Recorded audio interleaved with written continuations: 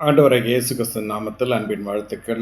இந்த மே மாதத்திலே உங்களை சந்திப்பதிலே நான் பெருமகிழ்ச்சி அடைகிறேன். தேவனாகிய கர்த்தர் இந்த நாளிலே உங்களுடைய வாழ்க்கையில் செய்யப்போகிற ஒவ்வொரு நன்மைக்காக கர்த்தரை நான் ஸ்தோத்தரிக்கிறேன். இந்த மாதம் உங்கள் வாழ்க்கையிலே வரப்போகிற ஆசீர்வாதங்கள், இந்த மாதத்திலே என்னென்னலாம் கர்த்தர் உங்கள் வாழ்க்கையில் செய்யப்போகின்றார், இதுவரை வழிநடத்தி வந்த தேவன், இதுவரை உங்கள் வாழ்க்கையில் எந்த முன்னேற்றமும் இல்லை, எந்தவித மறுமலர்ச்சியும் இல்லை. வாக்குத்தத்தங்கள் பெரிய அளவிலே கிரியை செய்து கொண்டிருக்கிறது. ஆனால் வழிகளை பார்ப்பீர்கள் என்று சொன்னால் முள்ளான பாதையாக இருக்கிறது. முள்ளான ஜனங்கள் சூழ்ந்து இருக்கிறார்கள். கடினமான உத்தியோகஸ்தலம், கையின் பிரயாச நெருக்கம், போகிற இடமெல்லாம் தோல்வி, இப்படிப்பட்ட தர்ம சங்கடமான சூழ்நிலையிலே காணப்பட்டு கொண்டிருக்கலாம். ஆனால் இதற்கெல்லாம் காரணம் என்ன என்று தேவனுடைய ஜனங்கள் அறிய வேண்டும். என்ன அந்த காரணத்தை அறிகிற மாத்திரத்தில் தான் இதற்குரிய சத்தியத்தை நீங்கள் அறிகிற பொழுது அந்த சத்தியம் உங்கள் வாழ்க்கையில் விடுதலை தரும். பிரியமான தேவனுடைய ஜனமே, இந்த மாதத்தில் கர்த்தர் உங்களை பார்த்து சொல்லுகிற ஒரு காரியம், திடன்கொள், உன் பாவங்கள் உனக்கு மன்னிக்கப்பட்டது. மத்தேயு சுவிசேஷ புஸ்தகம் 9வது அதிகாரம் 2வது வசனம். இந்த சரிதையை நீங்கள் ரத்தின சுருக்கமாய் நான் உங்களுக்கு சொல்ல விரும்புகிறேன். கர்த்தர் தம்முடைய இக்கரைப்பட்டு தம்முடைய பட்டணத்துக்கு வந்தார். அங்கே படுக்கையில் கிடந்த ஒரு திமிர்வாதக்காரனை அவரிடத்தில் கொண்டு வந்தார்கள். அவருடைய விசுவாசத்தை கண்டு திமிர்வாதக்காரனை நோக்கி, மகனே, திறன்கொள், உன் பாவங்கள் உனக்கு மன்னிக்கப்பட்டது என்றார். பலர் தேவதூஷன் சொல்லுகிறான் இவன் என்று சொல்லி உள்ளத்தில் சொல்லி கொண்டார்கள். அப்பொழுது அவர்களுடைய உள்ளத்தில் அறிகிற எழுந்த இந்த சிந்தைகள் எல்லாம் கர்த்தர் தம்முடைய ஆவியின் வல்லமையினால் கண்டறிந்து அவர் சொல்லுகிறார், பாவங்கள் மன்னிக்கப்பட்டது என்று சொல்வதோ எழுந்து நடவென்று சொல்வதோ எது எளிது?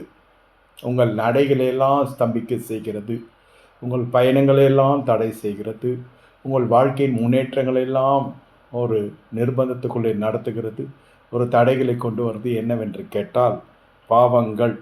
இந்த பாவங்கள் மன்னிக்கப்படாது இருக்கிற வேலையில் அந்த பாவங்கள் தங்களுடைய கிரியைகளை காண்பிக்க கூடும். உங்கள் வாழ்க்கையில் அதனுடைய வீரியமானது பலதரப்பட்ட தோல்விகள், பலதரப்பட்ட கைவிடப்படுதல், பலதரப்பட்ட ஒரு மனசு சூழ்ச்சிகள், இவைகளெல்லாம் எழும்பக்கூடும்.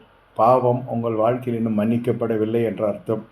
இல்லாவிட்டால் நீங்கள் செய்து கொண்டிருக்கிற காரியம் அல்லது செய்து முடித்த காரியம் உங்களுக்கு அது பாவமாகவே தென்படவில்லை என்ற அர்த்தம். என கேட்டுக்கொண்டிருக்க தேவனுடைய ஜனமே, இந்த இடத்துல பாவ மன்னிப்பு பெற்ற மனுஷனுடைய வாழ்க்கை எப்படி இருக்கிறது என்பதை குறித்து பார்ப்போம்.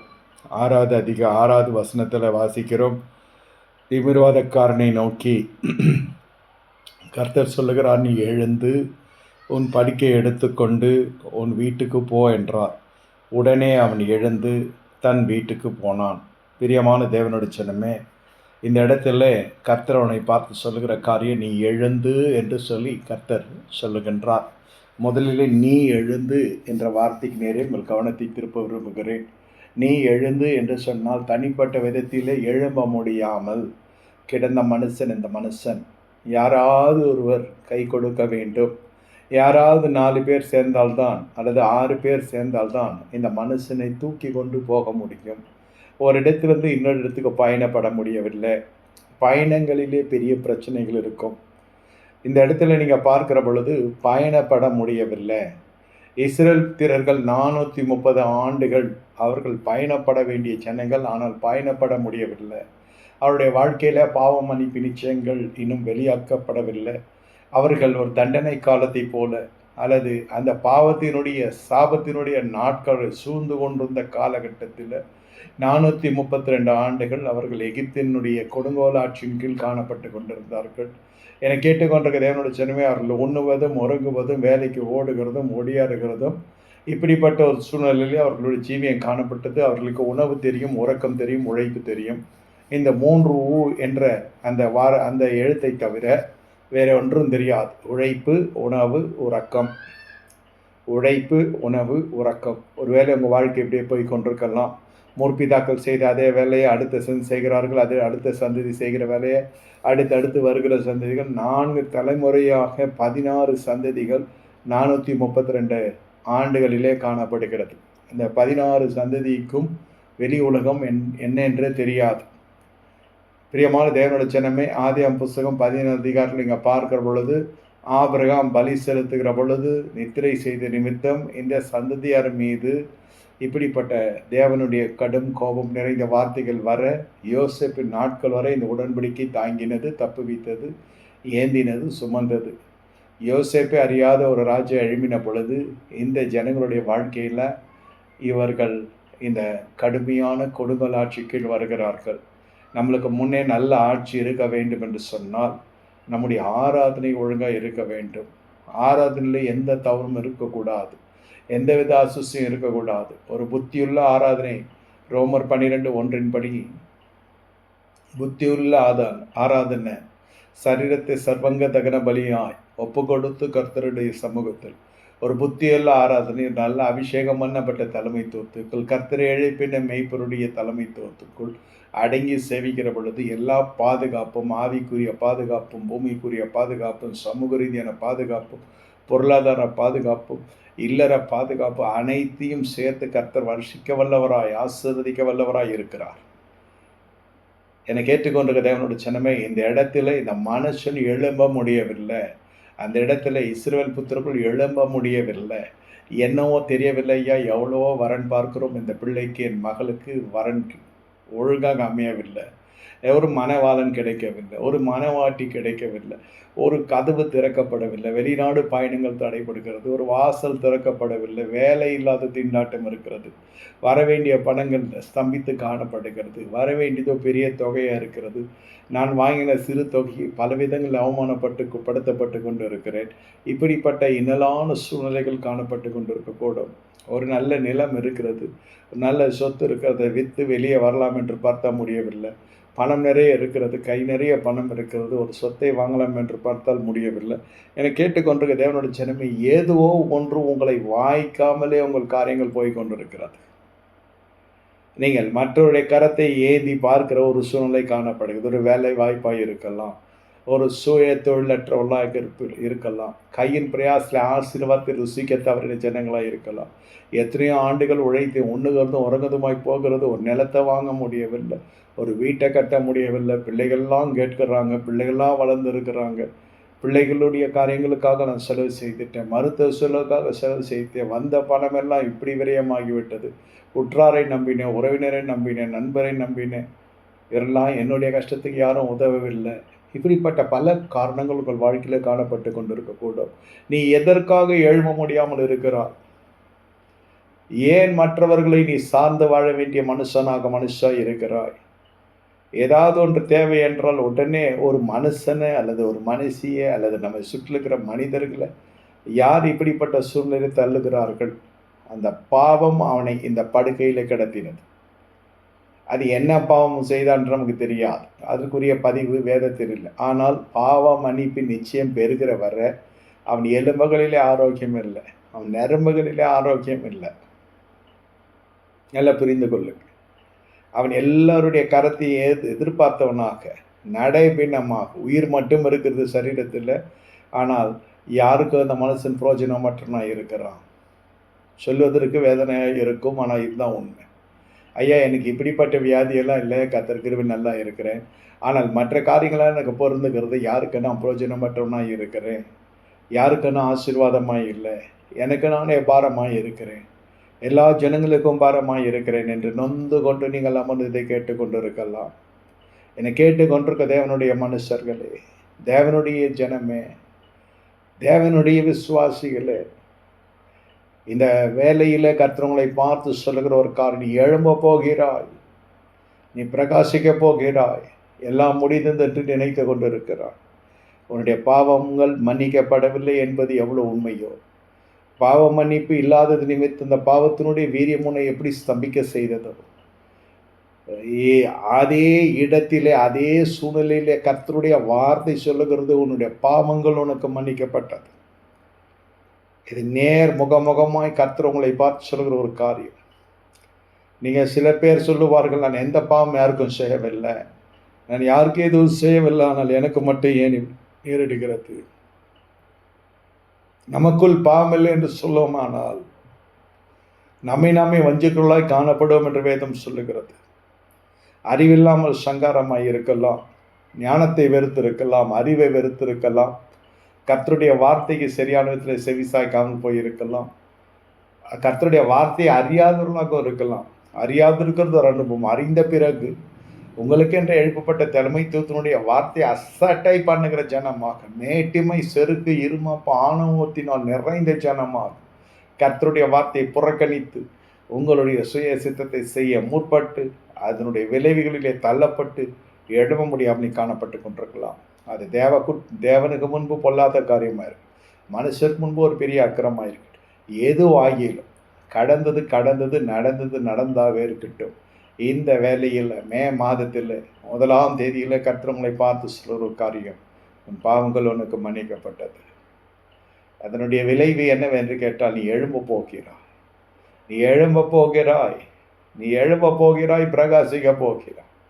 இந்த வார்த்தை கேட்க வேதம் சொல்லுகிறது, 107வது சங்கீதம் 20வது வசனத்தை, அவர் தம்முடைய வசனங்களை அனுப்பி அழிவுக்கு விலக்கி குணமாக்குகிறார். அவருடைய வார்த்தை உங்களுக்கு சுகத்தை கொடுக்கும், அவருடைய வார்த்தை உங்களுக்கு விடுதலை கொடுக்கும். உன் வீட்டுடைய சூழ்நிலைகள் மாறும். இதை விசுவாசிங்க. கர்த்தர் என் பாவத்தை மன்னித்தார். நல்லா புரிந்து கொள்ளுங்க. இப்படி சொல்லி கொண்டிருக்கிற இந்த வேலையிலேயே உங்களுடைய வாழ்க்கையில் என்ன நடக்கும் என்று கேட்டால், என்னென்ன காரியம் உங்கள் வாழ்க்கையில் நடக்கப் போகிறது? நீ எழும்ப போகிறாய், நீ பிரகாசிக்க போகிறாய். கர்த்தருடைய வார்த்தையின்படியே நீ எழும்ப போகிறாய். அப்பொழுது என்ன நடக்கிறது என்று கேட்டால், ஸ்தம்பிக்கப்பட்ட சரீரம் உயிர்ப்பிக்கப்படுகிறது. இந்த மனுஷன் உடைய வாழ்க்கை எப்படி இருக்கிறது என்று கேட்டால், உண்ணுவதற்கு முடியாது, கண்கள் மட்டும் நித்திரை கொள்ளும், சாப்பிட முடியாது, நடக்க முடியாது, ஒரு அலுவலுக்கு போக முடியாது, ஒரு மனுஷர்களை பார்ப்பதற்கு வேதனையாக இருக்கும். ஏன்னா ஆடி ஆட்டம் என்ன, பேசிய வார்த்தை என்ன என்று சொல்லுகிற ஒரு கூட்ட ஜனங்கள் இருக்கும். ஒரு கூட்ட ஜனங்கள் இவன் மீது அன்பு கொண்டவர்கள் இருப்பாங்க, ஆதரிக்கிற ஜனங்கள் இருப்பாங்க, ஆதரவாய் நிற்கிற ஜனங்கள் இருப்பாங்க. ஒரு கூட்ட ஜனங்கள் நிந்திக்கிற எல்லா பகுதியும் வாழ்க்கை கடந்து கொண்டே வருகிறான். எல்லாம் பார்த்து கொண்டு இருக்கிறேன், என்னால் ஒன்றும் செய்ய முடியவில்லை. பொருளாதாரத்தில் கட்டப்பட்டு இருக்கலாம், உங்கள் அதிகாரங்கள் கட்டப்பட்டு இருக்கலாம், என்னுடைய பிள்ளைகள் கஷ்டப்படுகிறான், பார்த்து கொண்டிருக்கிற, ஒன்றும் செய்ய முடியவில்லை. என் மகன் கஷ்டப்படுகிறான், என்னால் ஒன்றும் செய்ய முடியவில்லை. என் மகள் கஷ்டப்படுகிறான், மனைவி கஷ்டப்படுகிறான், என் கணவன் கஷ்டப்படுகிறான், என் பெற்றோர் கஷ்டப்படுகிறாங்க, என்னால் ஒன்றும் செய்ய முடியவில்லை. பிரியமே, உன்னால் எழும்ப முடியவில்லை. எல்லாம் கண்கள் பார்க்கிறது, காதுகள் கேட்கிறது, வாய் செயல்படுகிறது, ஆனால் சரீரம் எழும்ப முடியவில்லை. இந்த அவலட்சணமான சூழ்நிலை இருப்பதை காட்டிலும் மறித்தால் நலமாய் இருக்கும் என்றும் உள்மனம் சொல்லும். ஆனாலும் நீங்கள் வாழ வேண்டும் என்று சொல்லித்தான் தன்னுடைய ஜீவனை கர்த்தர் சிலுவையிலே ஒப்பு கொடுத்தார். அவர் மரணத்தை ருசித்தார். அவர் சிலுவை மரத்திலே அவருக்கு ஏற்படுத்தப்பட்ட தழும்புகள், ஜீவனுள்ள தழும்புகள் இன்று நம்மை சுகப்படுத்துகிறது. இப்பொழுது நான் சொல்ல உங்கள் சரீரத்திலே பல அதிசயங்கள் நடைபெற்று கொண்டிருக்கும். சில மாறுதல்களை நீங்கள் காண போகிறீங்க. எந்த சரீர மருத்துவர்கள் கைவிடப்பட்ட மனுஷன் காணப்படுகிறார். இத்தனை ஜனங்கள் இவனை தூக்கி கொண்டு வந்திருக்கிறாங்க.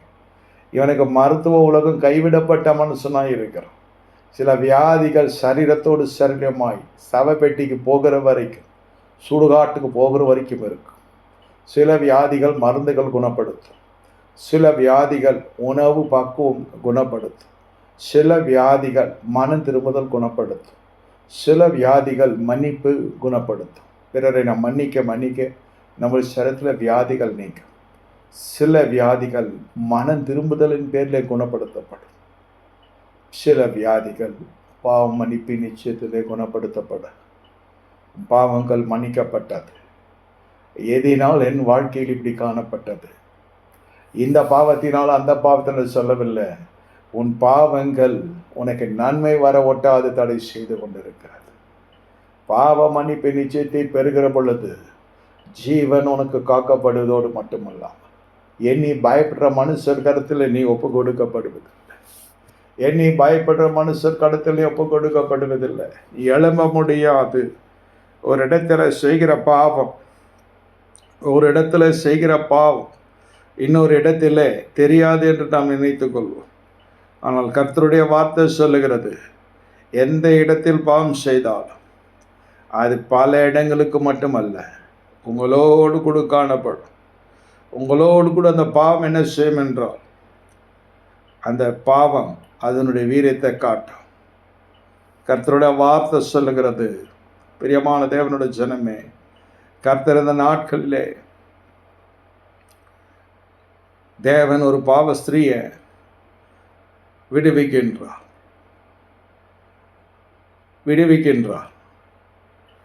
பாவ ஸ்திரீயை விடுவிக்கிறார். என்னை கேட்டுக்கொண்டிருக்க தேவனுடைய ஜனமே, அந்த ஸ்திரீயை எல்லாரும் கல்லெறியும்படி வருகிறாங்க. அந்த ஸ்திரீ எல்லாரும் கல்லெடும்படி வருகிறாங்க.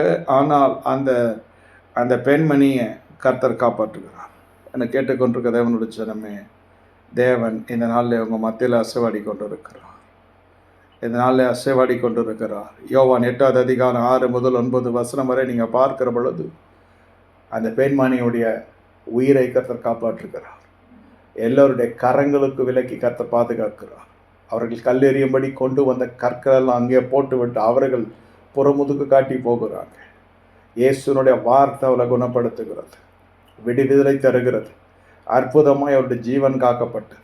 அதோடு கூட அந்த பெண்மணியை கர்த்தர் என்ன செய்கிறார், உன் பாவங்கள் மன்னிக்கப்பட்டது, இனி பாவம் செய்யாது என்று சொல்லுகிறார். பாவம் உங்களை ஓட வைக்கும். பாவம் அநேகர் உங்களை துரத்த வைக்கும். பாவம் உங்கள் வாழ்க்கையில் பாவம் குடிகொண்டிருக்கும் என்று சூழ்நிலை இருக்கும் என்றால் உங்களை ஜனங்கள் தேடிக்கொண்டே இருப்பாங்க. உங்கள் ஜீவனை வேட்டையாட பார்த்து கொண்டே இருப்பாங்க. ஆனால் கர்த்தர் நேற்றும் இன்று என்று மாறாதரைக்கு கர்த்தர் பாவத்தின் நிமித்தம் உங்களுடைய ஜீவன் வேட்டையாடுகிற ஒரு சூழ்நிலை காணப்பட்டிருந்தாலும், மனுஷர் நிமித்தம், வியாதி நிமித்தம், வேதனை நிமித்தம், உபத்திரவத்தின் நிமித்தம், சஞ்சலத்தின் நிமித்தம், பாடுகள் நிமித்தம் எதிர்காலம் இருண்டு இருக்கிறது. இனி என்னால் எதுவும் செய்ய முடியாது. என்னுடைய உடல் போனது. உடல் இருந்தாலும் எழும்பி ஓடி ஆடி வேலை செய்யலாம். அந்த உடலையே இவள் வணிகமயமாக்கி விட்டான் இந்த பெண்மணி. ஆனால் அவளுக்கு கிடைத்த எதிர்காலம் என்ன? எல்லாருடைய கருத்துக்கு நீங்களாக்கி கர்த்தரோட புது வாழ்க்கையை கொடுத்து, நீ போய் நீ பாவம் செய்யாதே என்று சொல்லி அனுப்பினான். என்னை கேட்டுக்கொண்டிருக்க தேவனோட ஜனமே, யோவான் 5வது அதிகாரத்தில் நீங்கள் பார்க்கிற பொழுது 38 ஆண்டு காலமாய் ஒரு திமிர்வாத மனுஷன் காணப்பட்டு கொண்டிருக்கிறார். அந்த மனுஷனை சுகமாக விரும்புகிறாயா என்று கேட்கிறார். அந்த மனுஷன் பெதஸ்தா குலத்தண்டையில் படுத்து கொண்டிருக்கிறான். 12 ஆண்டுகளுக்கு ஒரு முறை தேவதூதன் வருங்க. அந்த தேவதூதன் வருகிற பொழுது முதலில் எவன் இந்த குலத்தில் இறங்கணும் அவன் சுகம் அடைவான். நான் இறங்குவதற்கு முன்பு வேறு ஒருவன் இறங்கி விடுகிறான். இது போட்டி நிறைந்த உலகத்தை வாழ்ந்து கொண்டிருக்கிறேன். நான் விண்ணப்பிப்பதற்குள்ளே ஒருவனுக்கு வேலையே கிடைத்து விடுகிறது. சிபார்சுகள் தாண்ட மாட்டுகிறது. அரசியல்வாதிகளுடைய ஒத்தாசை தேவைப்படுகிறது. பணபலன் வேண்டும், ஜனபலன் வேண்டும். எனக்கு யாரும் இல்லை. இந்த தர்ம சங்கடமான சூழ்நிலை பெரும்பான்மையான மனுஷருடைய வாயிலே இது உச்சரிப்பாக அவர்கள் உரையாடி கொண்டிருப்பாங்க. அவர்கள் அதை அறிக்கையிட்டு கொண்டு இருப்பாங்க. இதுதான் என்னுடைய பிரச்சனை. எனக்கு ஆள் தெரியாது. எனக்கு கொடுத்து உதவ யாரும் இல்லை. தூக்கிவிட யாரும் இல்லை. எனக்கு சிபார்சு யாரும் இல்லை. எனக்கு பணபலம் கிடையாது. எனக்கு ஆள் பலம் கிடையாது. எனக்கு எது இல்லையோ அதையே பேசி கொண்டிருக்கிறார்கள். எது இருக்கிறதோ அதை பாருங்க. இந்த மனுஷனை இந்த குலத்தில் இறக்கிவிட ஆள் இல்லை. சிபார்சு இல்லாமல், ஆண் பலம் இல்லாமல், பணபலம் இல்லாமல் எப்படி இதெல்லாம் செய்ய முடியும்? கர்த்தருடைய வார்த்தை என்று சொல்லுகிறது உங்களை பார்த்து, என் ஜனங்கள் ஒரு நாளும் வெட்கப்பட்டு போவதில்லை. அந்த மனுஷனை கர்த்தர் சுகத்தை தருகிறார். அந்த மனுஷன் சுகத்தை பெற்ற உடனே என்ன செய்கிறான்? உடனே ஆலயத்தில் போய் அவன் அமர்ந்து கொள்ளுகிறான். ஆலயத்துக்கு போக்குவரத்துமாக காணப்படுகிறான். இயேசு அந்த ஆலயத்தில் அவனை காண்கிற பொழுது அதே அதிகாரத்தை பார்த்தால் தெரியும். அதிக கேடானது ஒன்றும் வராதபடி நீ பாவம் செய்யாது என்று எச்சரிக்கிறான். இந்த பாவம் என்ன செய்கிறது? ஜனங்களோடு கூட ஜனங்களாக வாழ முடியவில்லை. இந்த பாவ ஸ்திரீனுடைய பாவம் என்ன செய்தது? ஜனங்கள் எல்லாம் எதிர்க்க ஆரம்பிக்கிறாங்க. இவளோடு உறவு கொண்ட மனுஷன் எங்கன்னு தெரியல. பிரமாணம் சொல்லுகிறது, கையும் மெய்யுமா விபச்சாரத்தில் பிடிப்பட்ட ஆணையும் பெண்ணையும் அந்த பெண்ணை கொலை செய்ய வேண்டும், அந்த பெண்ணை கல்லெறிந்து கொள்ள வேண்டும் பிரமாணம் சொல்லுகிறது. அந்த பிரமாணத்தை முறிக்கும்படியாக பாவ மன்னிப்பு நிச்சயம் வருகிறது. சட்டங்கள் சொல்லலாம், மருத்துவ அறிக்கைகள் சொல்லலாம், உன் சரீரம் செத்து போய்விட்டது, உன்னுடைய ஜீவன் இன்னும் கொஞ்ச நாட்கள் எடுபட்டு போய்விடும், இனி நீ பிழைப்பதில்லை, நீ மரித்து போவாய், இனி அந்த வழக்கு நிச்சயமாக உன் முடிவுக்கு வந்து விட்டது, உனக்கு தோல்வி நிச்சயம், உனக்கு ஜெயம் இல்லை, நீ தண்டனை பெறுவாய், நீ இப்படி ஆவாய், நீ அப்படி ஆவாய், உனக்கு அனுகூலமான காரியம் இல்லை, உனக்கு எல்லாம் பாதுகாப்பான சூழ்நிலைகள் தான் இருக்கிறது. எல்லா படித்த வல்லுநர்கள், பெரிய மேதைகள், ஞானிகள் எல்லாரும் சொல்லலாம். ஆனால் கர்த்தருடைய வார்த்தையை நான் சொல்லுகிறேன், உன் பாவங்கள் மன்னிக்கப்பட்டது என்று நிச்சயம் வருகிற பொழுது உனக்கு ஒரு புதிய எதிர்காலத்தை கற்றுத்தருக்கிறான். எந்த மனுஷர்கள் துரத்தினார்களோ அந்த மனுஷர்கள் விலகுவாங்க. எந்த மனுஷருடைய கருத்தில் நீ மாட்டினால் நான் செத்தேன் என்று சொல்லுகிறாயோ அந்த மனுஷருடைய கரத்திலிருந்து கர்த்தருனை விடுவிக்கிறார் தம்முடைய வார்த்தையின் மூலம், தன்னுடைய வழிகள் மூலம். அவருடைய பாதத்தண்டில் வந்த பெண்மணியை கர்த்தர் விடுவிக்கிறார். அவளை எதிர்பாராத அதிசயம் என்று இயேசு விடுவிப்பார் என்று தெரியவில்லை. ஆனால் ஓட்டமாய் ஓடி வருகிறாள். இயேசு அங்கு உட்கார்ந்து இருத்தரையில் எழுதி கொண்டிருக்கிறார். துரத்தப்படுகிற ஜனங்களை பார்த்து சொல்லுகிறார், உங்களில் பாவமில்லாத முதலில் இவனை கல்லெறிந்து கொள்ள கடவுள். எல்லாரும் எதிர்த்துல வாதிக்கப்படல, குத்தப்பட்டல போய்விடுகிறான். என்னை கேட்டுக்கொண்டிருக்க தேவனோட ஜனமே, சொல்லப்படுகிற கருத்து, நீங்கள் எழும்ப முடியாது, நீங்கள் பிரகாசிக்க முடியாது, நீங்கள் ஒரு இடத்துல குடியிருக்க முடியாது, அந்த இடத்தை விட்டே துரத்தத்தக்கதாக சில சூழ்நிலைகள் அமைந்துவிடும். பாவ மன்னிப்பு நிச்சயம் பெரும் வரை நாடோடிகளை போல ஜனங்கள் சுற்றி கொண்டு இருப்பாங்க. இங்கே கொஞ்ச காலம், அங்கே கொஞ்ச காலம், அங்கு கொஞ்ச காலம். சொந்த இடத்துல கூட இருக்க முடியாது. இடம் இருக்கும், கட்டடம் இருக்கும், பெரிய மாளிகை இருக்கும், உள்ளே தங்குவதற்கு அந்த கிருபை இருக்காது. காரணம் என்ன? இந்த பாவத்தினுடைய மன்னிப்பை பெறவில்லை. பாவ மன்னிப்பு நிச்சயம் வரல. ஆதாமேவால் பாவம் செய்த பொழுது ஏதேன் தோட்டத்தை எடுக்க வேண்டிய சூழ்நிலை வந்தது. தாவீது ராஜா பாவம் செய்த பிறகு, பத்சேபாளோடு உறவு கொண்ட பிறகு சிங்காசனத்தை தற்காலிகமாக இழக்க வேண்டிய சூழ்நிலை வருகிறது. அவன் ஓட்டமாய் ஓடுகிறான். தன் மகனே அவனை துரத்துகிறான். தன் பிள்ளைகளை, தன் குடும்பத்தின் சொந்த ஜனங்களை அவனுக்கு விரோதியாக எழும்புகிறாங்க. உங்கள் வாழ்க்கையில் ஏதோ ஒரு பாவம் உன் சொந்த வீட்டாரை சத்துருக்களாய் மாற செய்திருக்கிறது. அது மறைவான பாவம், அது ரகசிய பாவம், அது உங்களுக்கும் ஆண்டவருக்கும் தெரிந்த ஒரு காரியம் என்று அறிக்கையிட்டு தன் பாவங்களை அறிக்கையிட்டு விட்டுவிடுகிற வாழ்வடைவான். தன் பாவங்களை மறைக்கணும் வாழ்வடைவான் என்று வேதம் சொல்லுது. இன்று பாருங்கள், உங்களுடைய வாழ்க்கையில் நீங்கள் தேர்ந்தெடுத்து தெரிந்து கொண்ட தெரிந்து கொண்ட நபர், அதற்கு நீங்கள் பூசின ஒவ்வொரு மேல் பூச்சிக்கும் கர்த்தர் இந்த மாதத்தில் வெளியரங்கமான பலனை கொடுக்கின்றார். இதுவரை உன் வாழ்க்கையில் ஓட்டம், திண்டாட்டம், பற்றாக்குறை, எங்கே போனாலும் தோல்வி, எங்கே போனாலும் கதைப்படை, நித்திய கண்டம் பூர்ணாய் செல்வது போல் இன்று கூலி கிடைக்கிறது. இந்த மாதம் சம்பளம் வருகிறது, அடுத்த மாதம் சம்பளம் வருதா என்னன்றது கேள்வி. இந்த காரியங்கள்லாம் உங்களுக்கு வருவதற்கான காரணம் என்ன? எழும்ப முடியவில்லை, சரீர நன்மையை பெற்று அனுபவிக்க முடியவில்லை, சொந்த சரீரத்தில் நான் இன்பத்தை காண முடியவில்லை, பலத்தை காண முடியல, ஆரோக்கியத்தை காண முடியல. ஒரு ஆரோக்கியமாக இருக்கிற மனுஷனுக்கு அந்த ஆரோக்கியத்தினுடைய அருமை தெரியாது. ஆரோக்கியமற்ற இருக்கிற மனுஷன், சரீர பலவீனம் கொண்ட மனுஷன், ஐயோ என் சரீரம் ஒரு காலத்தில் நல்ல விதத்தில் இருந்ததே, நான் அதை துஷ்பிரயோகம் செய்தேன்னு சொல்லி எங்களாய்ப்போம். இன்று உங்களுடைய எங்களாய்ப்பு அப்படியா இருக்கும் என்று சொன்னாலும் உலகம் என்ன விதமான வார்த்தைகளை உங்கள் மனம் புண்படுத்தும்படியாக சொல்லால், ஒருவேளை சூழ்நிலைகளே அவர்கள் சொல்வதை போல காணப்பட்டால், இந்த காலை வேளையிலே கர்த்தருடைய வார்த்தை உங்களை பார்த்து வருகிறது. உங்கள் பாவ மன்னிப்பை நிச்சயம் என்ன செய்யும் என்று கேட்டால், உங்கள் வாழ்க்கையிலே சூழ்நிலைகளை மாற்றும், உங்களை எழும்ப முடியாது, உங்களை எழும்ப செய்யும். நடவென்று சொல்வதை காட்டிலும் பாவ மன்னிப்பு நிச்சயத்தை நீ பெற்றுக்கொள்ள பொழுது, நட என்று சொன்னால் நடந்திருப்பான், ஆனால் பாவ மன்னிப்பு நிச்சயம் அவனுக்கு இருந்திருக்காது, எழும்பி இருக்க முடியாது. இவன் நடக்கிறது வேறு, எழுப்புகிறது வேறு. எல்லாரும் நடக்கிறாங்க, ஆனால் எழும்ப முடியவில்லை. வாழ்க்கையின் அடுத்த கட்டத்துக்கு எழும்ப முடியவில்லை. தகப்பன் கட்டின வீட்டில் மகன் தன் காலத்தை ஓட்டி முடிக்கிறான். உதாரணத்துக்கு சொல்லுகிறேன், எல்லாவற்றையும் ஒரு மனுஷனை சார்ந்து சேர்ந்து வாழ வேண்டும். ஒரு குறிப்பிட்ட விலாசத்தில் அவன் போய் அடிமையாகவே சில பேர் இருப்பாங்க. முற்பிதா கூட சுதந்திரம், இதை விட்டு வெளில போனால் வாடகை கொடுக்கணும், வாடகை கொடுக்குறது எங்கே போய் எங்கே பார்க்கறது, பிள்ளைகளை வச்சுருக்குறோம், மனைவி வச்சுருக்குறோம், என்ன எந்த புதிய இடத்துல போய் நான் எப்படி ஜீவியம் பண்ணுகிறது?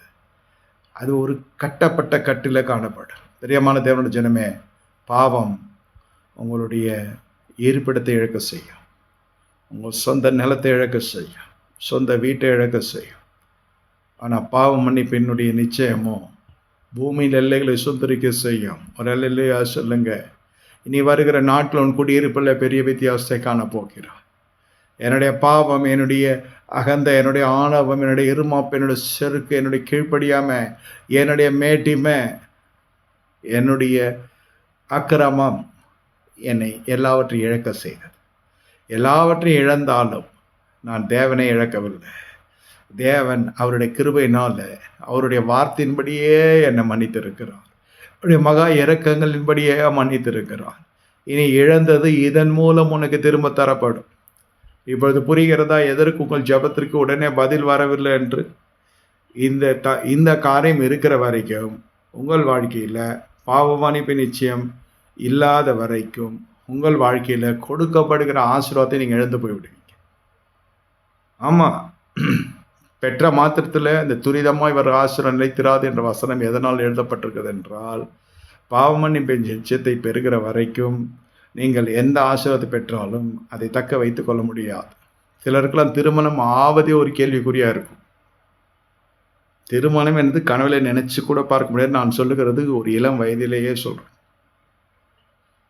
இளம் வயதிலே திருமணம் என்பது அதற்கு ஒரு கிருபை வேண்டும், அதற்கு ஒரு ஆண்டவருடைய இரக்கம், மனுஷ தயவு எல்லாவற்றையும் சேர்ந்து உண்டாக்கப்படுகிறது தான் அந்த திருமணம். அந்த திருமணமே ஆக முடியாத சூழ்நிலை இருக்கும். ஆனால் இந்த பாவம் வாழ்க்கையில் பிரவேசிக்கிற பொழுது அரிதாய் பெற்ற அந்த ஆசீர்வாதமான ஒரு பகுதியை ஜனங்கள் இழந்து விடுவாங்க. அதுக்கு பல காரணங்கள் சொல்லுவாங்க. கணவனை குற்றம் சாட்டுகிற மனைவி உண்டு, மனைவியை குற்றம் சாட்டுகிற கணவன் உண்டு. ஆனால் இருவருடைய கண்ணுமே கட்டப்பட்டிருக்கும். நம்முடைய குடும்பம் ரெண்டாய் போகிறது என்று நினைக்க மாட்டாங்க. ஏன்? அந்த பாவ மன்னிப்பின் நிச்சயம் இல்லை. இன்னும் தங்களுடைய நீதியை பறைசாற்றி கொண்டு அது இருக்கிறதே ஒரு பெரிய பாவமாக இருக்கும். சுயநீதி உடையவர்களோட பாவம் உடையவர்கள் தான். பாவம் மன்னிப்பு மிச்சம் இருக்காது. தன்னுடைய கருத்தை வாதிக்கிறவர்கள், விவாதிக்கிறவர்கள், வாக்குவாதம் செய்கிறவர்கள், நான் செய்தது சரி, அடுத்த முனை செய்கிறது அடுத்த நபர், அதாவது துணைவர் செய்கிற தவறு என்று சொல்லுகிற பொழுதே உங்கள் வாழ்க்கையில் பாவ மன்னிப்பு நிச்சயம் இல்லை. பாவம் வீரியம் எடுத்து இருக்கிறது. அடுத்த கட்டம், நீ ஜனங்களை இழக்கிற சூழ்நிலை காணப்பட்டு கொண்டிருக்கிறார். நோய் ஜனங்களை இழக்க செய்யும். வறுமை, தரித்திரம் ஜனங்களை இழக்க செய்யும். பாவம் ஜனங்களை இழக்க செய்யும். இந்த பாவ மன்னிப்பின் நிச்சயத்தை பெறுகிற பொழுது ஜனங்கள் உன்னை சூழ்ந்து கொள்ளுவாங்க, ஜனங்கள் உன்னை தேடி வருவாங்க. எந்த பட்டணத்தில் நீங்கள் எழும்ப முடியாமல் இருந்தீர்களோ அதே பட்டணத்தில் எழும்புவீர்கள். எந்த இடத்தில் வெட்கத்தை கண்டீர்களோ அதே இடத்துல உயர்த்தப்படுவீர்கள். சில திருமணங்கள் அவமானத்தை கொடுக்கும். சில நபர்கள் வீட்டிலே திருமணத்தின் மூலம் உள்ளே வருகிற நபர்கள் மூலம் நம்மால் சமுதாயத்தில் தலை காட்ட முடியாது. சரியான நபர்கள் வராத வரைக்கும் உங்களுடைய வாழ்க்கையில் மிகப்பெரிய சஞ்சலத்துக்குள்ள அந்த நபரை தேர்ந்தெடுப்பதற்கு கூட பெற்றோருக்கு அந்த சுலாகியம் இருக்கா. பிள்ளைகளை பார்த்து தீர்மானித்து கொள்ளுவாங்க. அதன் பிறகு பிள்ளைகளுடைய தீர்மானத்தை கண்டு அவர்கள் மனம் திரும்புவார்கள், வருந்துவார்கள், அதை வேண்டாம் என்று ஒதுக்குவாங்க. ஆனால் அடிபடுகிறது, பாதிக்கப்படுகிறது. பெரிய விதத்தில் பெற்றோருடைய உள்ளம் குமுறும், உடையும். சிறுவருட்ட வெள்ளாமை வீடு வந்து சேரான்னு சொல்லுவாங்க பாருங்கள். அதை எடுப்பாங்க, துரிதமாக முடிவெடுப்பாங்க, துரிதமாக வேணான்னுவாங்க. வேணும்னு சொல்லுவாங்க, இந்த வருஷம் வேணும்னு சொல்லுவாங்க, அடுத்த வருஷம் வேணான்னு சொல்லுவாங்க. ஆனால் எல்லாவற்றையும் பார்த்து கொண்டு ஒன்று செய்ய முடியாமல் இருக்கிற பெற்றோரே, உன்னால் எழும்ப முடியவில்லை, உன்னால் கிரியை செய்ய முடியவில்லை, உன்னால் நடக்க முடியவில்லை. நான் சரீர பலவீனத்தை சொல்லலை. உன் சரீரம் என்று அவ்வளோ பொல்லாப்பாக இருக்கிறது, அவ்வளோ வேதனை தான் இருக்கிறது. சரீரம் என்பது மனைவியும் உட்படவும் பிள்ளைகள் உட்பட சொல்லுகிறேன். உங்கள் சரீரம் அவ்வளவாய் நொந்து காணப்படுகிறது. உங்களுக்கு ஆண்டவருடைய வார்த்தை சொல்லுகிறது என்னவென்றால், நீ எழுந்து உன் படுக்கை எடுத்து கொண்டு வீட்டுக்கு போ.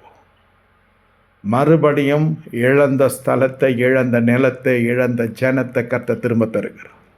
எந்த இடத்தில் பாவத்தை நிமித்து நீ துரத்தப்பட்டாயோ அதே இடத்தில் பாவ மன்னிப்பு நிச்சயத்தோடு நீ ஸ்தாபிக்கப்பட்டு எழும்பி பிரகாசிக்க போகிறார்.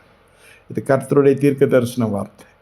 எந்த பாவத்தை நிமித்தும் ஜனத்தை இழந்தாயோ, எந்த பாவத்தை நிமித்தம் நிலத்தை இழந்தாயோ, பாவம் நிலத்தை இழக்க செய்யுமா என்று அநேகருக்கு கேட்கக்கூடும். என்னை கேட்டுக்கொண்டிருக்க தேவனோட ஜனமே, ரூபன் ஆதியாகம புஸ்தகத்தில் வாசிக்கிறோம்.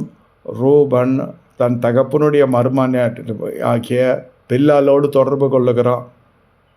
4ஆம் புஸ்தகத்தில் வாசிக்கிறோம், ரூபனுடைய சந்ததியாருக்கு கொடுக்கப்பட வேண்டிய சிரேஷ்ட புத்திர பாகமும் போய்விட்டது. அதோடு கூட அது அனைத்தும் யோசேப்பின் சந்ததியாருக்கு. வேசித்தனத்தை முறித்த மனுஷன் யோசேப்பு. போத்திபாருடைய மனைவி அவளை தவறான உறவுக்கு அழைக்கிறான். அதை அவன் முறித்து அந்த விபச்சார பாவத்தில் ஈடுபடாமல் தன்னை காத்து கொள்ளுகிறான்.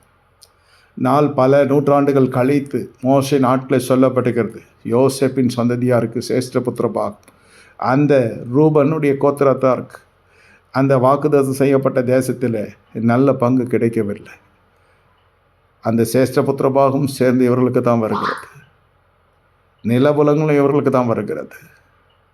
பிரியமான தேவனோட ஜனமே, உங்களுக்குள் காணப்படுகிற இச்சை உங்களை சுதந்திரிக்கித்த ஸ்தலத்தை இழக்க செய்யும். சில சமயத்தில் சுதந்திரமே இல்லாமல் பூமியில் கண்களை மூட வேண்டிய சூழ்நிலை வந்துவிடும். இன்று உங்களை சோதித்து பாருங்கள். என்னால் எழும்ப முடியவில்லை, அடுத்த கடத்துக்கு போக முடியவில்லை. எனக்குள்ள இருக்கிற இச்சை எடுத்து போடும் ஆண்டவரே, அல்லது இச்சை இயேசுவின் நாமத்தில் கடிந்துக்கொள். வேசித்தனத்தின் வல்லமை இயேசுவின் நாமத்தில் கடிந்துக்கொள். விபச்சார சிந்தை இயேசுவின் நாமத்தில் கடிந்துக்கொள். பிசாசுக்கு எதிர்த்து அப்போது விட்டு ஓடி போவான். ஒரு மனிதன் வந்து ஜெபிப்பான் என்று நம்பாதே. ஒரு தீர்க்கதரிசனுடைய அபிஷேகனை காக்கும் நினைக்காதே. கர்த்தர் உனக்கு அதிகாரத்தை கொடுத்திருக்கிறார். பிசாசுக்கு எதிர்த்தினர் அப்பொழுது வந்துட்டு ஓடி போவான். எழும்பி நீங்கள் பிரகடனப்படுத்துங்க, அறிக்கை இடுங்க, பிசாசை கடிந்து கொள்ளுங்க. உங்கள் வாயின் வார்த்தைகளும் சூழ்நிலை மாற்றி அமைக்கும். பாவ மன்னிப்பு நிச்சயத்தை பெற செய்யும். இந்த மனுஷன் மறுபடியும் எழுந்து நடக்கிறான். எந்தெந்த கண்கள் இவனை ஸ்தம்பிக்கப்பட்டவனாக, ஒரு பலனற்றவனாக, பலவீனனாக கண்டதோ, எந்த பகுதியில் சமுதாயினை பலவீனம் கொண்ட ஜனமாய் பார்த்தது, பொருளாதாரத்தில், உலக அந்தஸ்தில், அல்லது ஆவிக்குரிய ரீதியில், பூமிக்குரிய ரீதியில், சமூக ரீதியில் எந்த கண்கள் உன்னுடைய சிறுமையும் உன்னுடைய குறைவை பார்த்ததோ அதே கண்கள் உன்னை பார்க்கிற பொழுது அதிசயங்களை காணும். நீயே ஒரு அதிசயமாய் ஜனங்களுக்குள் காணப்பட போகிறாய். இவன் மரித்தான் என்று நான் நினைத்தேன் என்று சொல்லுவான். இவன் மரித்திருப்பான் நினைத்தேன். இவன் செயலிழந்து போய்விடும் சரீரம் நினைத்தேன். இவன் பிழைக்க மாட்டான் என்று நினைத்தேன். ஆனால் இவன் எழும்பி நடக்கிறான். பிரியமான தேவனுடைய ஜனமே, இந்த இடத்துல நம் மனுஷன் படுக்கையில் காணப்படுகிறான். இந்த மாதத்தில் உங்களுக்கு படுக்கை பிரச்சனை, உன் பாவங்கள் உனக்கு படுக்கை பிரச்சனை உண்டு பண்ணி இருக்கிறது. இந்த மாதத்தில் இந்த பாவ மன்னிப்பை நிச்சயமானது உன் படுக்கை பிரச்சனை மாற்றி அமைக்கும். படுக்கை பிரச்சனை, கண் காட்டப்பட்டவர்கள் அநேகர் படுக்கை அசட்ட செய்வாங்க. அவர் போய் தனியாக படுத்து கொள்ளுவாங்க. திருமணமான பிறகு சொல்லுங்கள், படுக்கையின் ஆசீர்வாதம் இருக்காது. பிசாச கண்களை கட்டி போட்டு விடுவோம். இந்த படுக்கையின் ஆசீர்வாதம் இருக்காது. நோய் படுக்கை, பாவ படுக்கை, தனிமையின் படுக்கை, போதையினாலே நோவை போய் படுத்த படுக்கையானது பின்னாட்களில் பிள்ளைகளுக்கும் பிள்ளையின் பிள்ளைக்கு சாபத்தை கொண்டு வந்தது. ஆதியாகம புஸ்தகம் 9ஆவது அதிகாரத்தில். நான் தெரிந்து செய்தோரோ தெரியாமல் செய்தோ சூழ்நிலை நிமித்தம் அந்த திராட்சை ரசம் உள்ளே போனதோ தெரியாது. ஆனால் வஸ்திரம் ஒரு புறம் இருக்கிறது, சரீரம் ஒரு புறம் இருக்கிறது. இதே தவிரத்தான் லோத்துனுடைய வாழ்க்கையிலே காணப்பட்டது. அந்த குடி பழக்கத்துக்குள் ஆளானான். படுக்கையின் ஆசீர்வாதம் பறி போய்விட்டது. படுக்கையில் ஒரு பாதுகாப்பு இல்லை. சொந்த பெத்த மகள்களே மதுபானத்தை ஊற்றி கொடுத்து தகப்பனோடு உறவு கொண்டு, இந்த பகுதியில் ஆண்களே இல்லைன்னு சொல்லி 4 ஒன்றுக்கு ஒருத்தி உறவு கொண்டு பிள்ளைகளை பெற்றெடுத்தார்கள் என்று சொல்லி வேதத்தில் வாசிக்கிறோம். மோவாபியரும் அம்மோன் புத்திரரும் அப்படி வேசித்தனத்தில் உருவாக்கப்பட்ட சந்ததியர் என்று சொல்லி கர்த்தர் கடிந்து கொள்ளுகிறார். 10 தலைமுறை வரைக்கும் அவர்கள் ஆலயத்துக்குள்ளே பரிசுத்த சமூகத்தில் பிரவேசிக்கக்கூடாது, ஆசிரியர் கூடாரத்துக்குள்ளே வரக்கூடாதுன்னு சொல்லுகிறார். ஆனால் அவர்கள் கர்த்தருடைய ஜனத்துக்கு எதிரிகளாய் காணப்படுகிறாங்க. பாவம் உள்ளே இருக்கிறது. பாவம் உள்ளே இருக்க இருக்க இருக்க பரிசுத்தவான்களை பரிகசிக்க செய்யும், அபிஷேகம் பற்றலை விமர்சிக்க செய்யும், தூஷிக்க செய்யும். ஒரு மனுஷருடைய வருமானத்தை பார்த்து கொண்டு சும்மா இருக்காது. ஏன் அவன் தசம்பாங்க வாங்குறான் என்று சொல்லுவாங்க, ஏன் அந்த போதகர் வசதியாக இருக்கிறார் என்று சொல்லுவாங்க. அவர் கஷ்டப்படுகிற பொழுது யார் இருந்தார்கள் என்று பார்க்க மாட்டாங்க. உயர்வு பார்க்கும், நிறைவு பார்க்கும். இப்படியாக பாவம் உள்ளே இருக்கிற பொழுது ஊழியர்களை விமர்சிக்க செய்யும். பாவம் உள்ளே இருக்கிற பொழுது தேவனுடைய ஜனங்களுக்கு எதிரிட்டே காரியங்களை செய்வாங்க. துணிகரமாய் தூஷிப்பாங்க, துணிகரமாய் பேசுவாங்க. அவர்கள் அபிஷேகம் பண்ணப்பட்ட தீர்க்கதரிசிகளைப் போல நடந்து கொள்வாங்க. நான் பாவத்தை கடிந்து கொள்ளுகிறேன், தேவன் தெரிந்து கொள்ளும், இது குற்றப்படுத்து நீ யார் என்று ரோமர் 8:33 சொல்லுகிறது. வசனம் பொய்யாக்கிவிடும். அவர்கள் வார்த்தைகள் மெய் ஞானிகளைப் போல பேசுவாங்க, பிறவி ஞானிகளைப் போல பேசுவாங்க. உள்ளே பாவம் குடி கொண்டிருக்கிறது. நடைகளெல்லாம் வித்தியாசமாக இருக்கும். படுக்க பிரச்சனை காணப்பட்டுடும், படுக்க பிரச்சனை காணப்பட்டுடும். பாவ படுக்கையில் காணப்படுவீங்க. பலவீனம் தாக்கும், பரிசுத்தத்து மீது பலவீனம் வந்துவிடும். பாவம் உள்ளே இருக்கிறது. அவர்கள் பரிசுத்தமாக பேச முடியும், பரிசுத்தவனை போல காட்டிக்கொள்ள முடியும். உண்மையான பரிசுத்தவர்கள் வாழ்க்கையில் தனிமையில் இருக்கிற பொழுது இருக்காது. தோற்று போய் விடுவாங்க, தோற்று போய் விடுவாங்க. அவர் நடைகளெல்லாம் பிசகி காணப்படும். நடைகள் உறுதியாக இருக்காது, பிசகம், அடிமைத்தனத்தின் உச்சகட்டத்தில் காணப்படுவாங்க. என்னை கேட்டுக்கொண்டிருக்க தேவனோட சொன்னமே, இந்த மனுஷனுக்கு படிக்க பிரச்சனை இருந்தது. படிக்க பிரச்சனை, வியாதியின் படுக்க. சில சமயத்தில் புருஷமார்கள் வீடு திரும்புகிறது இல்லை, மனைவிமார்கள் வீடு திரும்புகிறது இல்லை. திருமணம் லட்சக்கணக்கில் பணம் செலவு பண்ணுவாங்க. 1000-2000 பேருக்கு நல்ல விருந்து படைப்பாங்க. ஆனால் வாழ்க்கை திருமணம் எவ்வளோ பிரம்மாண்டமாக இருக்கிறது முக்கியம் இல்லை, எவ்வளோ ஆசீர்வாதமாக நீங்கள் வாழ்கிறீர்கள் என்பதுதான் முக்கியம். இத்தனைக்கு படித்த ஜனங்க, கணவன் மனைவி இடத்துல சம்பாத்தியம் இருக்கிறது. ஏன் ஐயா இப்படி நடக்கிறது தெரியவில்லையே. எத்தனையோ பேர் ஜெபிக்கிறாங்க, புரியவில்லையே. உங்களுக்குள்ள இருக்கிற பாவத்தை கண்டித்து உணர்த்துகிற ஒரு தீர்க்கதரிசி இருப்பானா? இருக்கிறார்களா? நல்வழிப்படுத்துகிற மேய்ப்பர்கள் இருக்கிறாங்களா? உங்கள் குறைகளை நிறைவாக்க ஜெபிக்கிறேன்னு சொல்லுகிறாங்களே, உங்களுக்குள்ள பாவங்களை உங்களுக்கு சுட்டி காட்டுகிறார்களா? அந்த தலைமைத்துவத்தின் கீழ் இருக்கிறீர்களா? யோசித்து பாருங்க. பாவங்கள் மன்னிக்கப்பட்டது. தன் பாவங்களை அறிக்கிட்டு விட்டு வாழ்வடைவான், தன் பாவங்களை மறைக்கிறனா வாழ்வடைய மாட்டான். படித்த பிரகஸ்பதிகள், பிரகாசிக நட்சத்திரங்க, நல்ல கை நிறைய சம்பாத்தியம் இருக்கிறது. ஆனால் படுக்கையில் ஆசீர்வாதம் இல்லை. தனித்து உருண்டு கொண்டு இருக்கிறார்கள். வடைக்கு அருகில் இருக்க வேண்டிய மனைவி இல்லை, அருகில் இருக்க வேண்டிய புருஷன் இல்லை, அருகில் இருக்க வேண்டிய பிள்ளை இல்லை. ஏன்? பாவம் மன்னிப்பு நிச்சயம் இல்லை. வேதம் சொல்லுங்க, படுக்கை எடுத்துக்கொண்டு வீட்டுக்கு போ. நம்ம என்ன செய்வோம்? அந்த படுக்கை எங்கேயோ போட்டுட்டு வீட்டுக்கு போ என்று தான் நம்ம நினைப்போம். ஐயோ இனி இந்த வியாதி படுக்க வேணாம். எத்தனையோ முறை இதிலே படுத்திருக்கோம். எழும்பி பிரகாசிக்க முடியாத மனுஷன், செயல்படாத மனுஷன், அவனுடைய படுக்கை எதுக்கு வீட்டுக்கு எடுத்து கொண்டு போகணும்? நான் நினைத்து பார்க்க வேண்டும், நான் எங்கிருந்து கர்த்தரை எழுப்பினார். நான் நினைத்து பார்க்க வேண்டும்.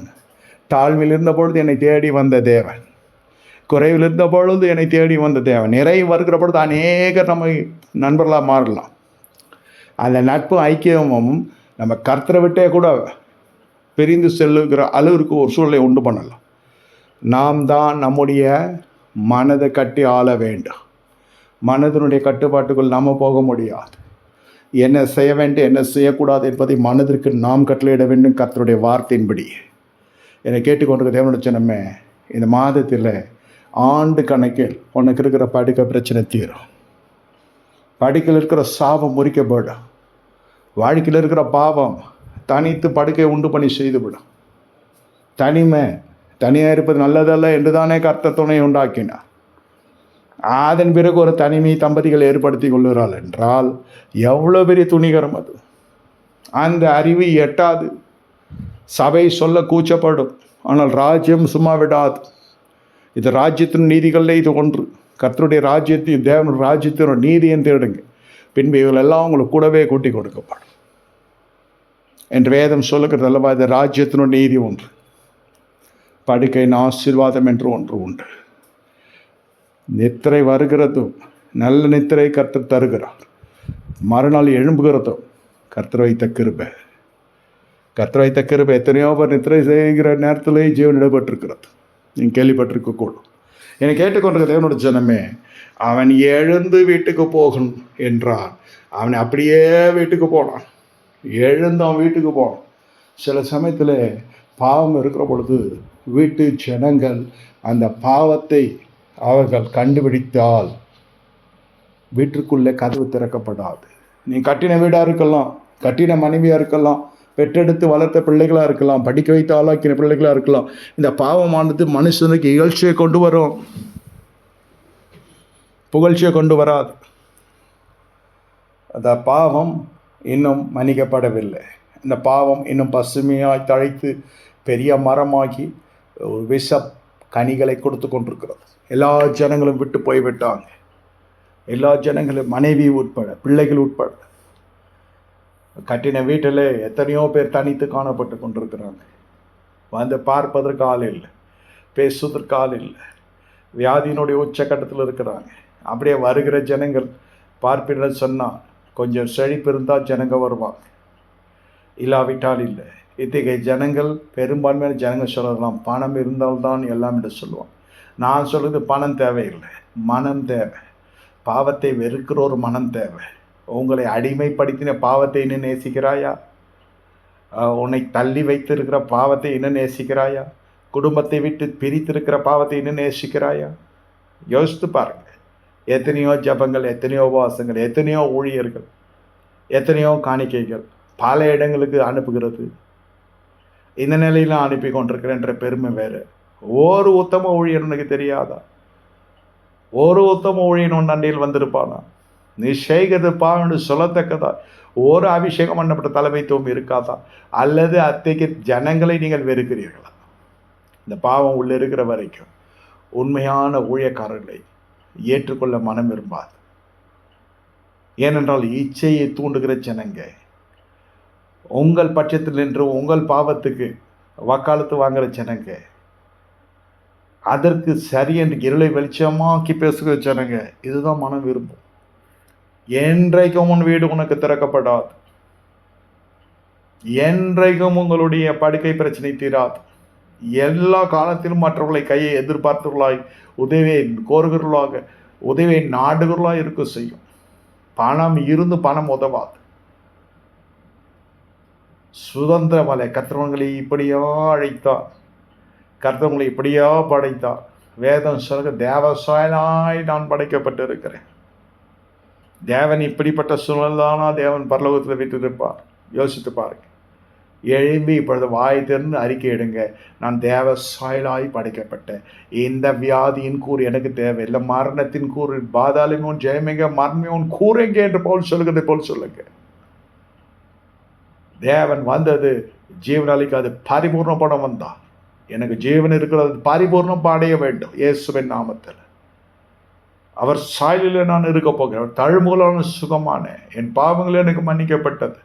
உயிர்த்தெழுந்த வல்லமை எப்படி அவர் கல் புரட்டப்பட்டது, கல்லறின் கல் யார் புரட்டினான் என்று இன்று வரை தெரியவில்லையோ, அதே போல் என்னுடைய வாழ்க்கையில் நடக்கப் போகிற அதிசயம், கல் புரட்டப்படுகிற அதிசயம், நீங்கள் அறிக்கை எடுங்க.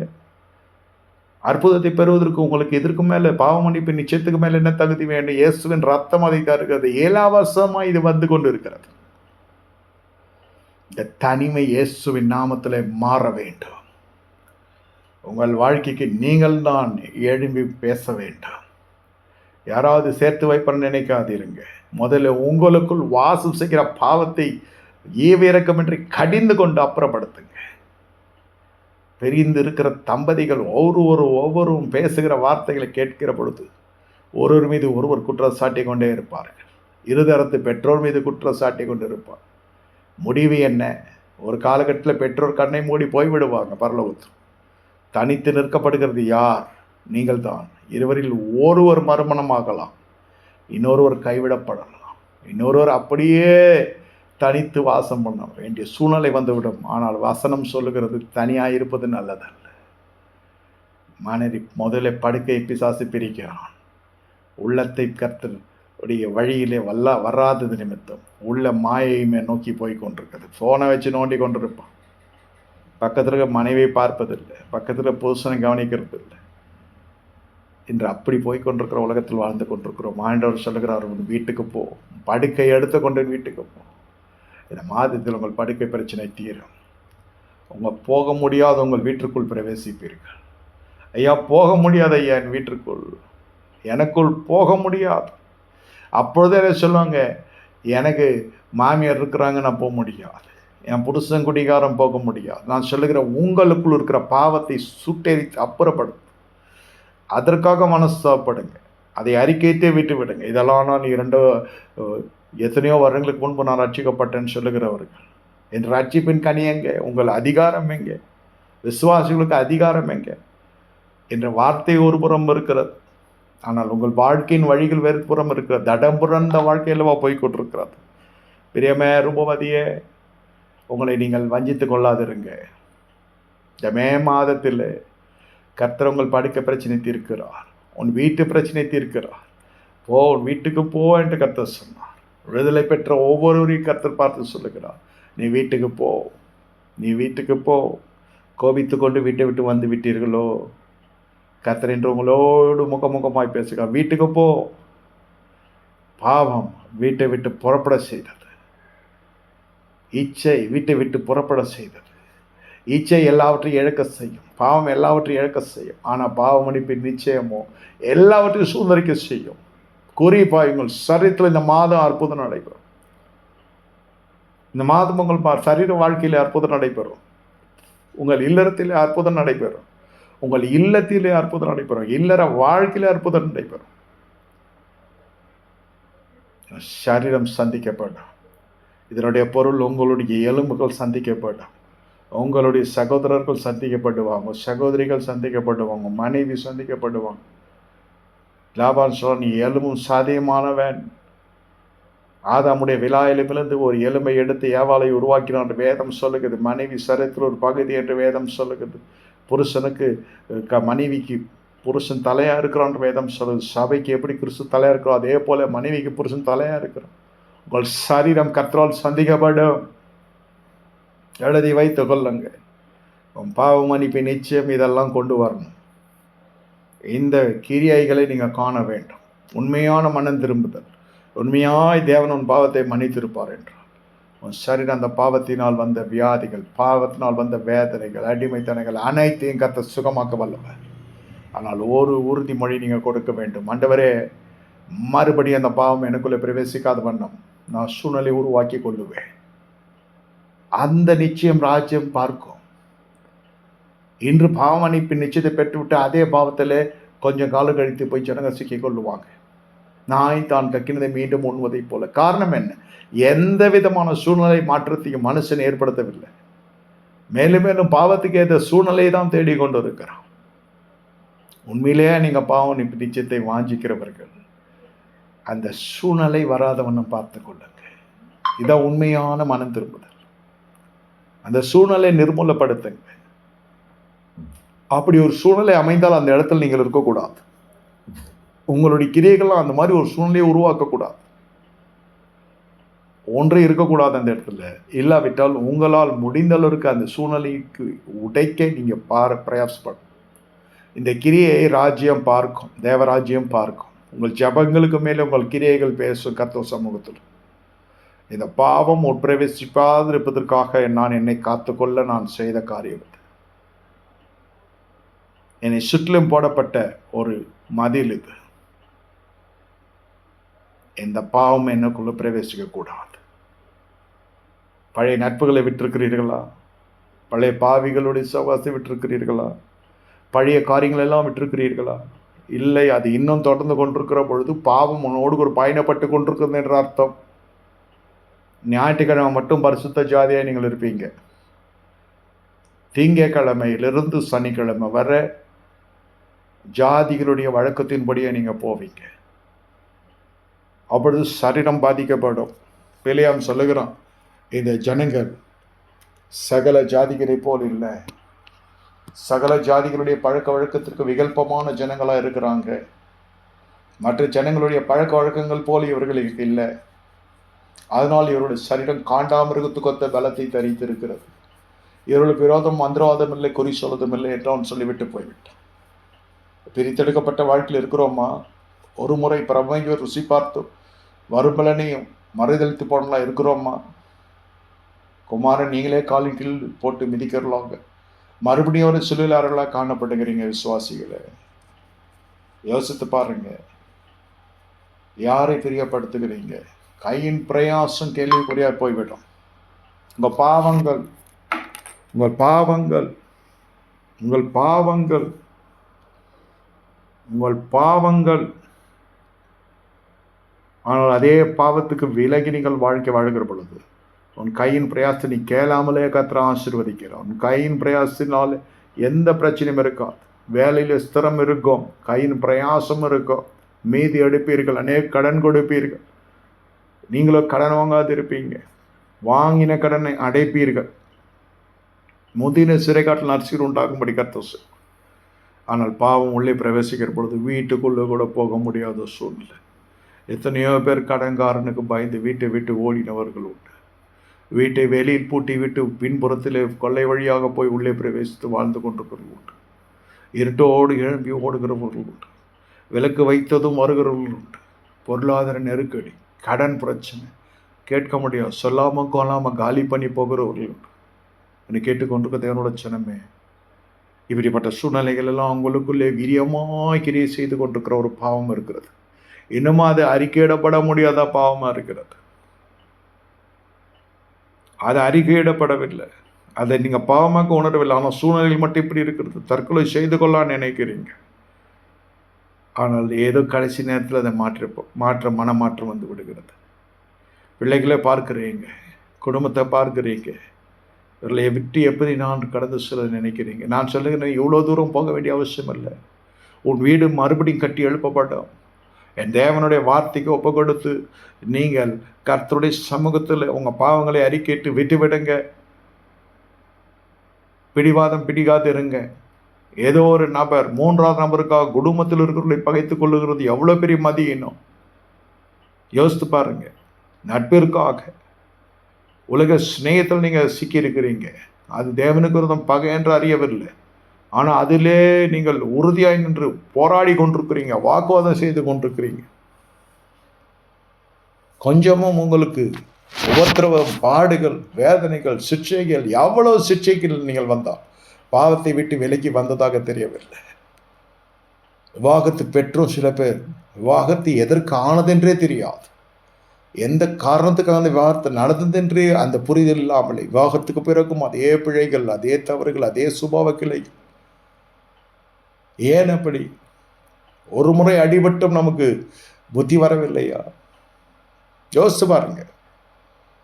சரி, வாழ்க்கையில் ஏதோ தெரியாமல் அந்த காலத்தை சரிக்கு விழுது. அதன் பிறகு மறுபடியும் எழுப்பி நிற்கிற நேரத்தில் அதே தவறாக செய்யணும்.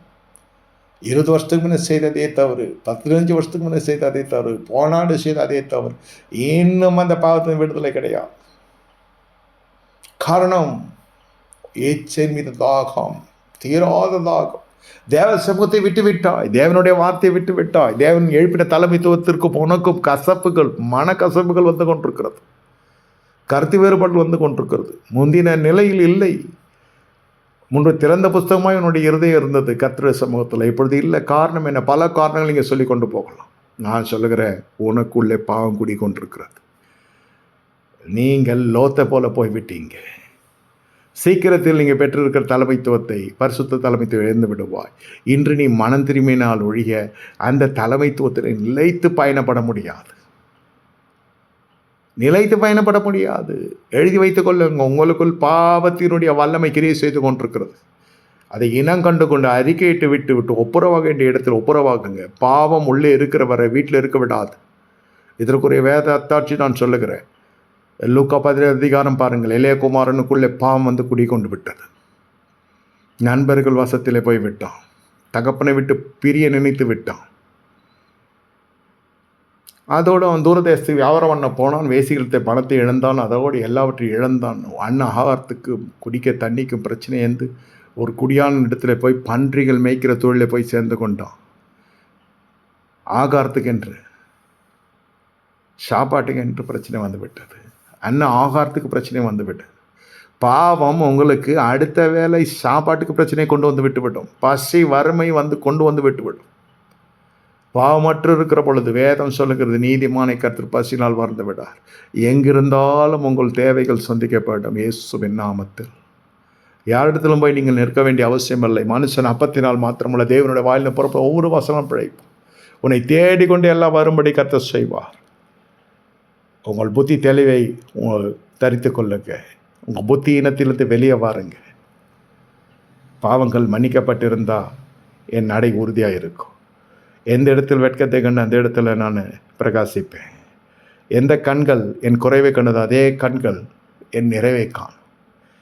என்ன பாவமாக இருக்கட்டும், அது மனுஷனுக்கு விரோதமான பாவமாக இருக்கட்டும், கர்த்தருக்கு விரோதமான பாவமாக இருக்கட்டும், தேவ ராஜ்யத்துக்கு விரோதமான பாவமாக இருக்கட்டும், எந்த பாவமாக இருந்தாலும் கர்த்தர் இந்த நாளில் மன்னிக்க வல்லவராக இருக்கிறார். அந்த பாவம் மன்னிக்கப்பட்டது என்ற வார்த்தை உங்களுக்கு அற்பமாக இருக்கக்கூடாது. கர்த்தர் என் பாவத்தை மன்னிச்சிட்டான்னு சொல்லக்கூடாது. அப்போ பிரகாசம் எங்கே, கிரியைகள் எங்கே, வளம் எங்கே, வல்லமை எங்கே, சமூக மேன்மை எங்கே, அந்தஸ்து எங்கே, உயிர்த்துடைய வல்லமை வைத்து நான் சொல்லுகிறேன். உங்கள் சாட்சி எங்கே, உங்கள் வீட்டில் இருக்கிற ஆசீர்வாதம் எங்கே, உன் மனைவி எங்கே, உன் கணவன் எங்கே, உன் பிள்ளைகள் எங்கே? ஊருக்கு ஒரு பொய் சொல்லி கொண்டு இருக்க வேண்டியது தான். எது உண்மைக்கு மாற பேசுகிறீர்கள் அல்லவா, அந்த உறவுகள் எங்கே தெரியாது. வெக்கமாக இல்லை சமுதாயம் கேட்கும். எத்தனை விவாகரத்தான ஜனங்க வெளிநாட்டில் புருஷன் இருக்கிறான்னு சொல்லி கொண்டிருக்கிறாங்க. எத்தனை மனைவி இழந்த புருஷமார்கள் உயிரோடு சொல்லுகிறேன். தாய் வீட்டு கோயத்து கொண்டு போயிட்டான்னு சிலத்துக்கு பார்த்துக்கலாம். இதை இங்கே போயிருக்கிறாங்க, அதான் அங்கே போயிருக்கிறாங்க, அங்கே போயிருக்காங்க, இங்கே போயிருக்காங்கன்னு சொல்லி பெண் எங்கே விட்டு விட்டு ஓடி போய் விட்டா, மகன் எங்கே விட்டு விட்டு ஓடி போய் விட்டா. பேதமையாய் போதையில் பேதையாய் வாழுகிற ஜனங்கள் உண்டு. ஜனங்களை இழந்தே சொல்லுங்க, என் பாவம் ஜனங்களை இழக்க செய்தது, ஜனங்களை இழக்க செய்தது. பாவ மன்னிப்பு நிச்சயம் மட்டும் இருக்கும் என்றால் நீங்கள் ஜனங்களை சுதந்திரவாளிகளாய் நீங்கள் இருப்பீங்க. கர்த்தருக்கென்று ஆத்துமாதாயம் செய்வீங்க. ஜனங்களுனை தேடி வருவார்கள். நீ இழந்த ராஜ்யபாரம் உனக்கு திரும்ப வரும். அதிகாரிகளும் பிரபுக்கள் என்னை தேடி வந்தார்கள். என் சிங்காசனுக்கு திரும்ப கிடைத்த நேபுகாத்நேசர் சொன்னதை போல நிச்சயமாக உங்களுக்கு எல்லாவற்றையும் கர்த்தர் கொடுத்து ஆசீர்வதிக்க வல்லவராக இருக்கிறார். நீ மரிப்பானே, நாட்கள் முன்பு நீ மரிப்பதே. கண்களை மூடி கர்த்தரை நோக்கி பார்ப்போமா? ஆண்டவரே, நீ சொன்னதை சொன்னேன். இந்த பாவ மன்னிப்பு நிச்சயமானது. இவர்கள் படிக்க பிரச்சனை தீர்க்கட்டும். இவருடைய நடைகளை உறுதிப்படுத்து. இவருடைய சரீர ரீதியாய் இனஜன பந்துக்களையும் சேர்த்து ஆசீர்வதி. இவர்கள் வீட்டுக்குள் பிரவேசிக்க இவர்கள் வீட்டு பிரச்சனை தீர்த்து வைப்பீராக. கர்த்தாவே, காரியத்தை வாய்க்க செய்து உங்களுடைய சமூகத்துக்கு இந்த மே மாதத்தில் ஆண்டவர் இந்த செய்தியின் மூலமாய் ஒவ்வொரு வீட்டிலும் சென்று நான் ஊழியம் செய்ய எனக்கு கிருபை செய்திருக்கிறீரே, ஸ்தோத்திரம். இது கேட்கிற ஒவ்வொரு வீடும் கட்டி எழுப்பப்படட்டும். இழந்த வேலைகள், கையின் பிரயாசங்கள் திரும்ப வரட்டும். கோடிகள் இவர்கள் கரங்களை புழங்கட்டும். ஆண்டவரே, ஆயுசுக்கும் ஆண்டவரே, இந்த பிரச்சனைகள் இவர்களுடைய சரீரத்தில், இவருடைய வேலையில், இவருடைய கையின் பிரயாசத்தில், இவருடைய இல்லத்தில், இவருடைய படுக்கையில் வராதுன்னு கர்த்தர் பாதுகாத்து கொள்ளும். முத்தரிக்கிறோம் ஐயா. ரத்த கோட்டைகளை பொடிச்சு வைக்கிறோம். இவர் எல்லா தடைகளும் உடைத்து போடுகிறோம். இந்த மாதத்தில் எல்லா வளமும் பெருகட்டும். குறிப்பாக சரீரத்தை தொட்டு ஆசீர்வதிக்கும். மரண கட்டுகளை உடைக்கிறோம். நற்செய்தி மீது நற்செய்தி வந்து சேரட்டும். பயணங்களை வாய்க்க செய்தரலாம். பாவ மன்னிப்பு நிச்சயத்தை கொடுத்து இவர்களை ஆசீர்வதியும். இயேசுவென்ற தெளிக்கிறோம். இயேசுவின் நாமத்தில் பிதாவே, ஆமேன். என் ஆத்துமாவே கர்த்தரை ஸ்தோத்திரி. என் முழு நாமத்தை ஸ்தோத்திரி. என் ஆத்துமாவே கர்த்தரை ஸ்தோத்திரி. கர்த்தர் செய்த சகல உபகாரங்களை மறவாதே. ஆமேன். கர்த்தராகிய இயேசு கிறிஸ்துவின் கிருபையும் பிதாவாகிய தேவனுடைய அன்பும் பரிசுத்த ஐக்கியமும் என் மனோட குடும்பம் சதா காலம் சலம் பரிசுத்தவான் கூட இருப்பதாக. நன்றி, வணக்கம். ஜப ஆலோசனைக்கு, ஜபத்திற்கும் குடும்ப ஆலோசனைக்கும் தேவைப்படுகிறது என்றால் இந்த ஸ்க்ரீனில் காணப்படுகிற தொலைபேசி தொடர்பு கொள்ளுங்கள். உங்களுக்கு ஜெபிக்க காத்திருக்கிறேன். கர்த்தர் உங்களை ஆசீர்வதிப்பார். நன்றி, வணக்கம்.